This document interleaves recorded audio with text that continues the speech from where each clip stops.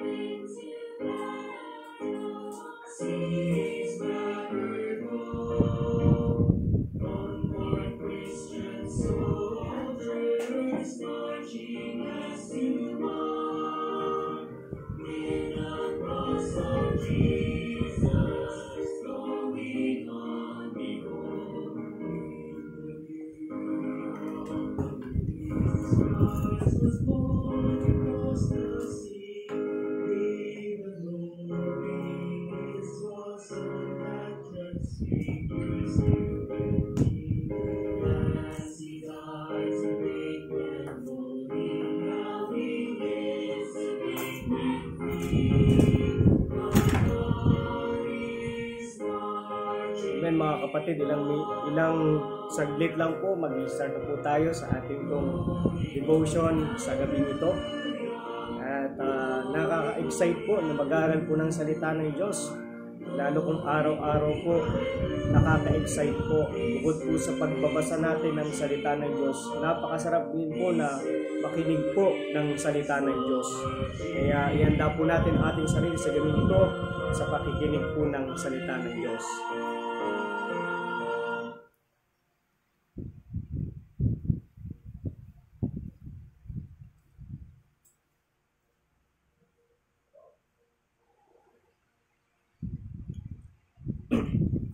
Amen. Ayan po mga kapatid, umpisa po tayo sa pananalangin.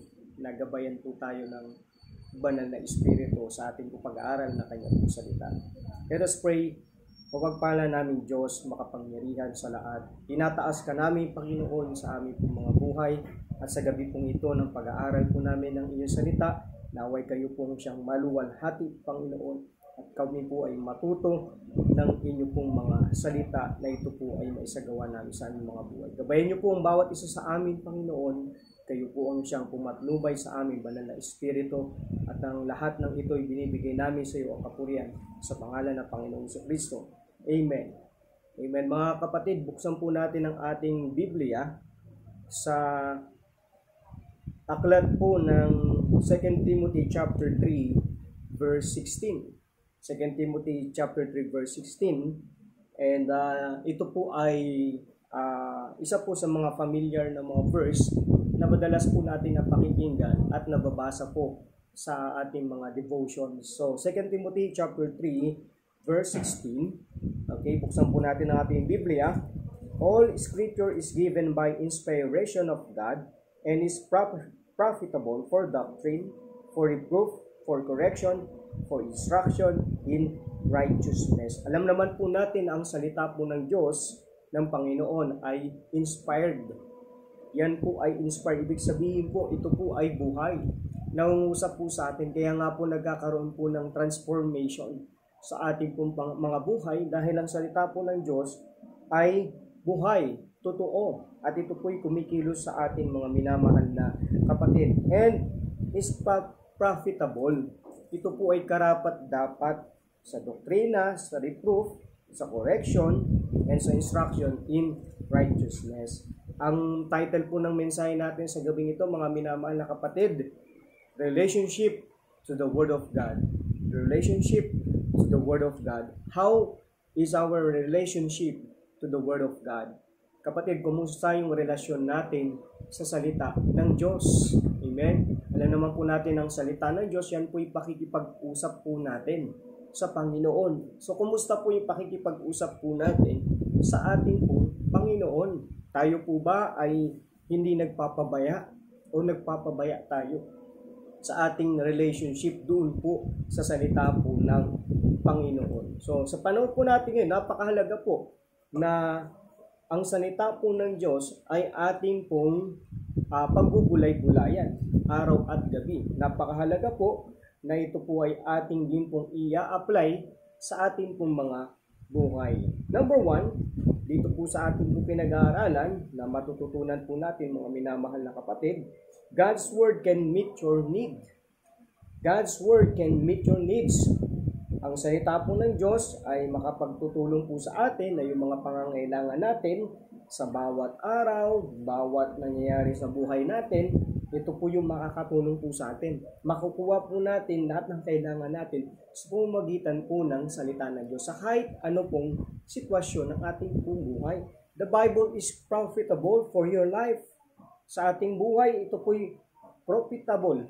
Diba po? Ito po ay makakatulong po sa ating pong buhay sa pang-araw-araw. Yan po ay ang salita po ng Diyos na sinabi po sa 2 Timothy chapter 3 verse 16. Di ba po? Yung doctrine dyan, it teaches us what to believe. Di ba? And it's profitable for doctrine. It teaches us what to believe. Ito po yung nagtuturo sa atin kung ano yung dapat nating paniwalaan. Reproof. It shows us where we are wrong. Pinapakita po nito kung saan po tayo mali o kung ano po yung ating pong pagkakamali na ito po ay dapat nating maisaayos. For correction, it tells us how to get back on track when we are wrong. Diba? Minsan sa karera ng ating pananampalataya, naliliko po tayo. So, ang salita po ng Diyos ang nagko-correct po sa atin upang maibalik po tayo doon sa direksyon na nais ng Panginoon para po sa ating buhay. And for instruction, it gives direction for daily living. The truth. Sa pang-araw-araw nating buhay, ito po yung nag-i-instruct na dito tayo dapat magtungo sa daang ito upang hindi tayo maligaw, upang hindi po tayo magkamali. That is instruction. Yan po ang salita po ng Diyos, kaya ito po ay ating po pahalagan sa ating po mga buhay. The Bible nourishes your spiritual growth. Pinapalago po ng salita ng Diyos, pinatitibay po ng salita ng Diyos yung ating pong spiritual po na pamumuhay. So, ibig sabihin, without the Word of God, hindi po tayo lalago, mga minamahal na kapatid. Ibig sabihin, kailangan natin po ang salita po ng Diyos sa bawat araw po. Huwag po natin kakaligtaan, mga minamahal, ang salita po ng Diyos. Tulad po yan ng isa pong gatas, di ba po? Tignan po natin sa 1 Peter chapter 2, verse 2. 1 Peter chapter 2, verse 2. As newborn babes, desire the sincere milk of the word. Diba po? Milk of the word that ye may grow thereby. Katulad po ng isang sanggol na isin po natin salita ng Diyos. Diba? Yung gatas para lumago. Ang nakakapagpalago po sa baby, diba? Higit sa lahat po yung gatas. Para po siya ay mag-grow. Para po siya ay maging matibay. Para siya ay maging malago. Yan po ay ang salita po ng Diyos, mga minamahal na kapatid. Huwag po nating iaalis. Huwag po nating kakalimutan ang salita ng Diyos. Kung ikaw ay hindi paligtas, walang relasyon kay Kristo, di ba po? Wala ka pang kasiguraduhan ng iyong kaligtasan. You are not sure that you will going to heaven 100%. Kailangan mo ang salita ng Diyos. Tanggapin mo sa iyong buhay. Tanggapin mo si Kristo. At ikaw ay magkakaroon ng buhay na walang hanggan. And then, ikaw ay magbasa ng salita ng Diyos, makinig ka ng salita ng Diyos, i-apply mo ang salita ng Diyos, lalago ang iyong buhay pananampalataya. Yan po yun. Ma-meet natin yung pangangailangan natin sa pamamagitan po ng salita ng Diyos. And not just sa bagay po na yan, sa pangangailangan natin, God's Word should be in your routines. Ang salita po ng Diyos po ay dapat na ito ay nasa ating pong routines. Ano po ibig sabihin ng routines? Pang araw-araw po na buhay. Di ba po? Ginagawa po natin. Okay? Huwag po nating kakalimutan. Parte po siya ng buhay natin. Kumbaga sa pagligo, parte ng buhay natin. Pag wala, parang may kulang. Sa umaga, pag wala tayong breakfast, wala tayong tanghalian or dinner, kulang, parang may kulang. Ganun po natin ituring ang salita po ng Diyos. Nakatulad po ng kailangan po talaga natin sa ating pong mga buhay. Read it daily. Basahin po natin ito. Araw-araw, wag po natin palalagpasin. Simula Linggo, Lunes, Martes, Merkules, Huwebes, Biyernes, Sabado. Basahin po natin araw-araw yan. Hindi po ba? Mas maganda nga po kung araw at gabi, basahin po natin ang salita po ng Diyos. Sabi po sa Job chapter 23 verse 12, neither have I gone back from the commanded of his lips. I have esteemed the words of his mouth more than my necessary food. Diba po, pinapahalagaan po ang salita ng Diyos higit sa ating pong pagkain. Diba po, sa pagkain na kailangan natin, physical na pagkain, masigit ni Job na pinahahalagahan, yung salita, pinagyayaman po niya yung salita po ng Diyos sa kanya pong buhay. Read it daily, mga minamahal na kapatid. Don't forget to read your Bible every day. Amen? Yan po ay makapagpapalago at makapagpapatibay sa ating buhay mananampalataya. Alam niyo po, maraming mananampalataya ang parang yung tila ba na mahina ang kanya pong pananampalataya, parang laging problemado. Alam niyo po kung bakit? Kulang po ng vitamins. Diba? Yung vitamins po na salita po ng Diyos. Ibig sabihin, kailangan po natin i-take everyday yung salita ng Diyos katulad po ng vitamins upang mapalakas po tayo nito sa bawat araw ng ating pamumuhay. Hear it consistently. Not just na nagbabasa lang tayo araw-araw, dapat din po inanais natin na mapakinggan po yung salita ng Diyos. Katulad po nitong ating daily evening devotion. Di ba po? Pinapakinggan po natin ang salita po ng Panginoon. Umattend po tayo ng gawain ng Panginoon. Umattend po tayo ng worship service or ng prayer meeting na sa gayon mapakinggan po natin ang salita ng Diyos. Amen? Huwag po tayo katulad ng iba na sinasabi na nagbabasa naman ako ng salita ng Diyos. Diba okay na yun? Wala nang problema. Tandaan po natin, kasama rin po sa paglago ng ating pananampalataya, yung pakikinig din po. So, faith cometh by hearing, and hearing by the word of God. Sabi po yan ng Romans chapter 10, verse 17. And sabi po ng Hebrews chapter 10, verse 25, not forsaking the assembling of ourselves together, as the manner of some is, but exhorting one another, and so much the more as you see the day approaching. Di ba po? Minsan nga sa churches, sa worships natin, di ba? Mayroon pong Bible verse, memory verse, di ba? Bible memory na sinishare sa bawat isa or devotion. Alam niyo po, kapag nag-share po tayo bawat isa ng mga Bible verse na tutunan po natin mula sa salita po ng Diyos, na kapag dulot po yan ng pagpapatibay, pagpapalakas. Katulad po yan ng hollow blocks, di ba? Pa-isa-isa, pakunti-kunti hanggang sa matatayo yung building. Ganun po yun mga minamahal. Sa pakikinig natin ng salita ng Diyos, pinapatibay po nito ang ating pong buhay pananampalataya. Hindi lang natin ito pakinggan ng patuloy. Ito po ay ating i-meditate. Meditate on it continually. Okay? Pagpapatuloy natin itong i-meditate, di ba? Araw at gabi. Joshua chapter 1 verse 8, basahin po natin sa Bible. Joshua chapter 1 verse 8, meditate, di ba po? The word meditate, ibig sabihin po namnamin, naisip, saliksikin, yan po ang meditate. Okay? Sabi po ng Joshua chapter 1 verse 18, this book of the law shall not depart out of thy mouth, but thou shalt meditate therein day and night, that thou mayest observe to do according to all that is written therein. For then shall make thy way prosperous, and then thou shalt have good success. Mga minamahal, gusto ba natin na maging prosperous yung ating landas, yung ating buhay? Magkaroon tayo ng good success? Ang secret po, meditate the word of God day and night.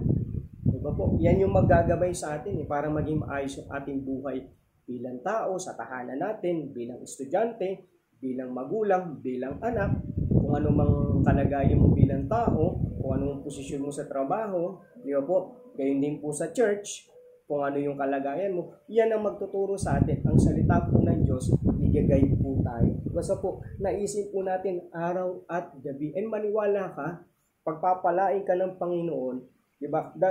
Thy way prosperous. Okay? For then thou shalt make thy way prosperous, and then thou shalt have good success.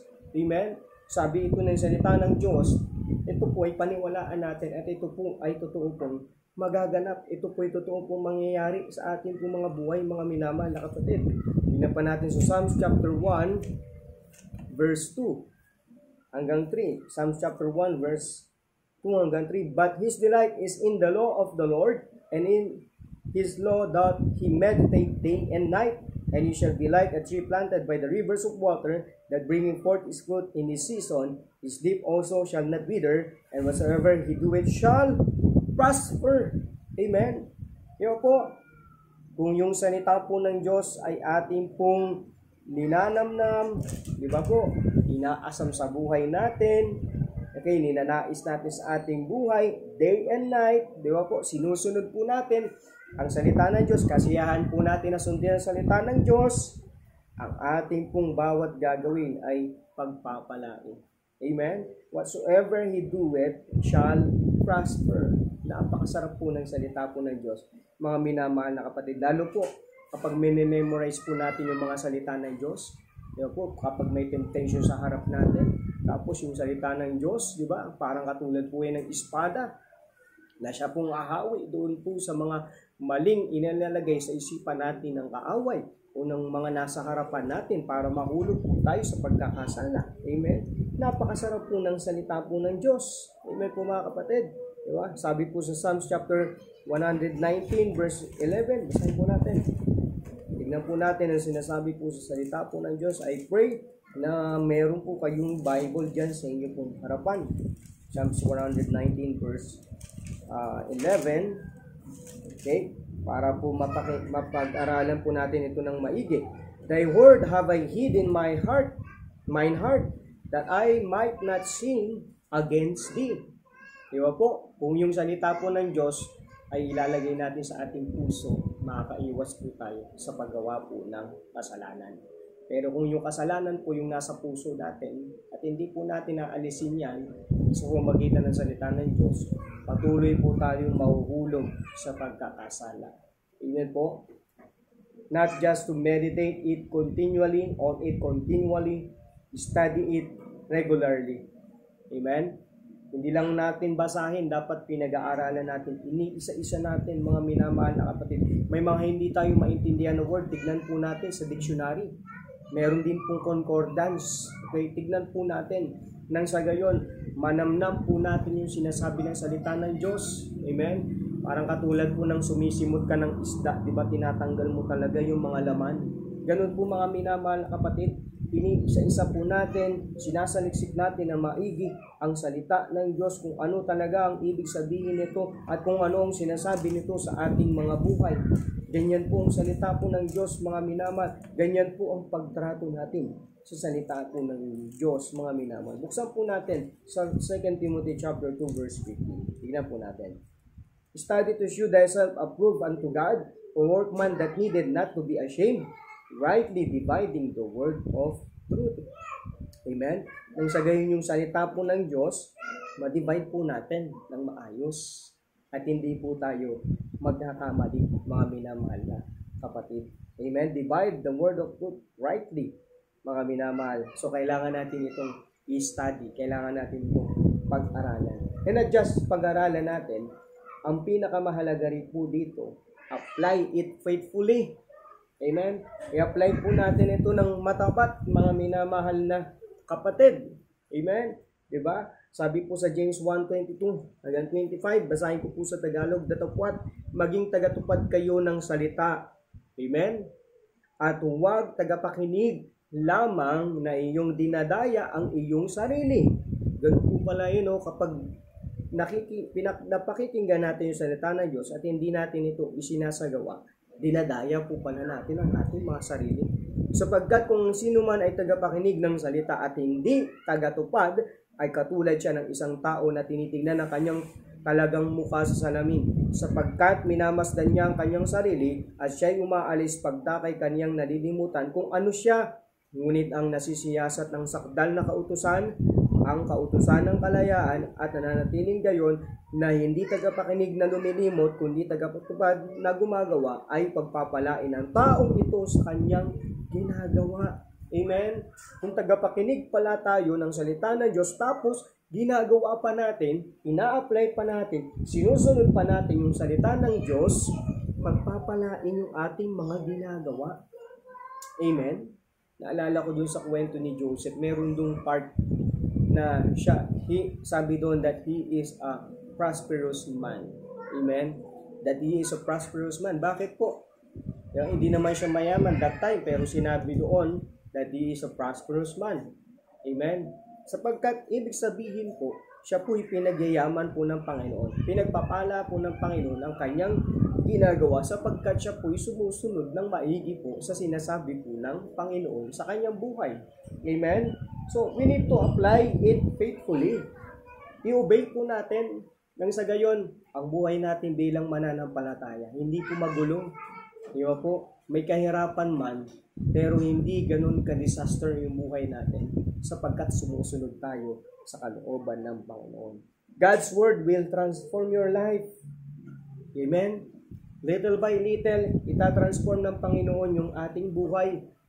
May hindi tayo magandang pag-uugali, aayusin ng Panginoon yan. Magtiwala tayo sa salita ng Panginoon. Basahin natin, makinig tayo sa salita ng Panginoon. Amen? Romans chapter 12, verse 2. Okay? And be not conformed to this world, but be transformed by the renewing of your mind, that ye may be proved what is that good and acceptable and perfect will of God. Amen? Kaya po, salita ng Diyos makapagpapabago sa ating buhay. Basta ito po ay ating pong i-apply sa ating pong mga buhay. Little by little, aayusin po ng Diyos ang ating pong mga buhay, mga minamahal na kapatid. Amen? And we need to believe on that, mga minamahal na mga kapatid. God's plan for our transformation as Christian, as it would come from the inside out. That as our mind are renewed by the truths of the Word of God, those truths would then impact in our actions and change our lives. Amen? God's Word is to be much a part of our lives, particular our thinking, that it is like a branch engrafted into a tree. Tingnan niyo po sa James chapter 1 verse 21.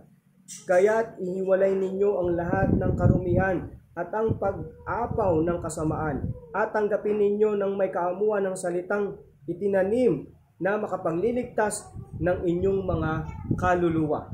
Amen? Di ba po yung tinutukoy po dito makapagligtas ng kaluluwa, hindi po yung mailigtas po doon sa impyerno, mga minamahal.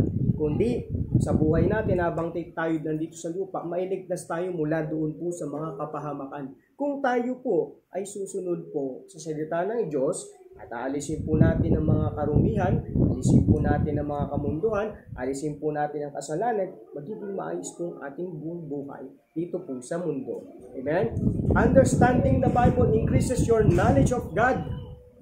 Sa pag-unawa natin sa salita ng Diyos, mag-i-increase po yung pagkaalam natin sa Panginoon. Di ba po sabi ng 2 Peter chapter 3 verse 18, but grow in grace and in the knowledge of our Lord and Savior, Jesus Christ.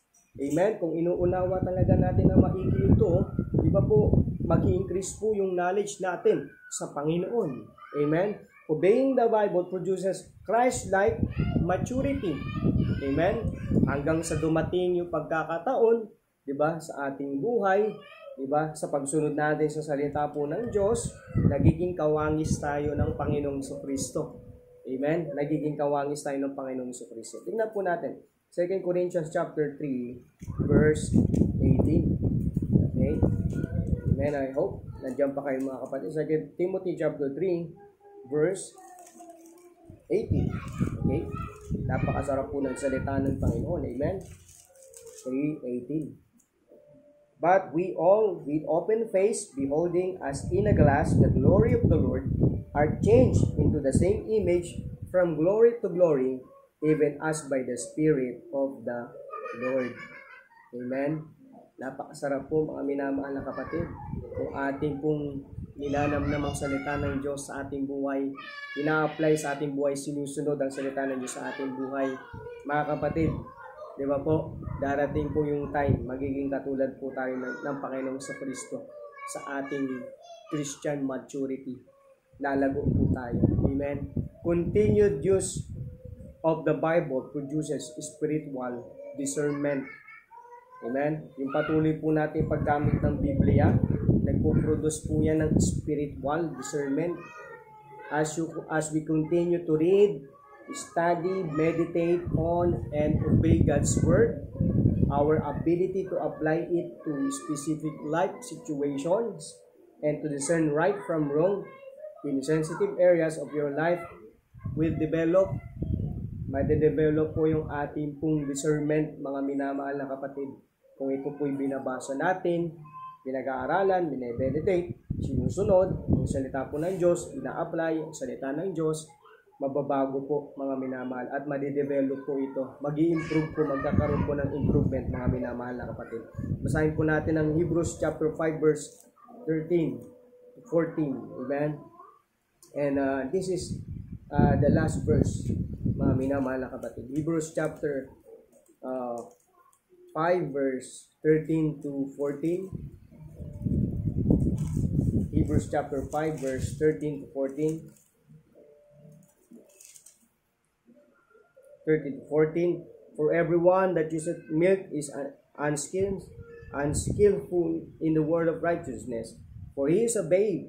But strong meat belongeth to them that are of full age, even those who by reason of use have their senses exercised to discern both good and evil. Amen mga minamahal na kapatid. Ngayon po ba, kapag ito po ay in-apply natin sa ating buhay, kapag ito po ay sinagawa natin sa ating mga buhay, mga minamahal na kapatid, ito po ay magtuturo sa atin, mga minamahal, na umiwas sa kasalanan, umiwas sa kasamaan, at gumawa tayo ng mga mabubuting bagay, mga minamahal na kapatid. Amen. Always remember that the goal of reading, studying, and memorizing God's Word is not merely knowledge. It is transformation. A growing Christian will always be able to point to recent transformation in their life that has come about by the Word of God. Amen? So mga kapatid, iyan po ang tatandaan po natin. How is our relationship to the Word of God? Kumusta po ang ating pong devotion? Kumusta po ang ating Bible reading? Kamusta po ang pagdalo natin sa pananambahan at pakikinig po ng salita ng Diyos? Kamusta po ang mga bagay po na patungkol po sa salita ng Diyos? I pray na tayo po ay palagi pong nag-aaral po, nagsasaliksik ng salita ng Diyos. Yung mga Bible po na binigay sa atin, pahalagaan po natin. Amen? Yan po ay mahalaga po sa ating pong Panginoon. Study to show thyself approved unto God, mga minamahal na kapatid. Amen? At ang salita po ng Diyos is profitable para po sa ating pang-araw-araw po na pamumuhay. Amen? Your relationship, how is your relationship to the Word of God? Naway ito po ay maganda, mga minamahal na kapatid.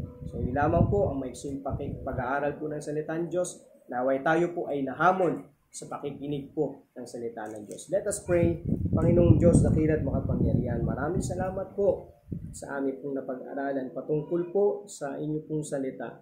Naway ito po ay makasilbi pong karagdagan sa hamon sa aming pong pananampalataya. Tulungan nyo kami lumago, Panginoon, sa pamagitan po ng inyong salita. At ito po ang aming panalangin sa pangalan ng Panginoon Jesucristo. Amen. Amen. So God be the glory. Salamat po ng marami mga kapatid.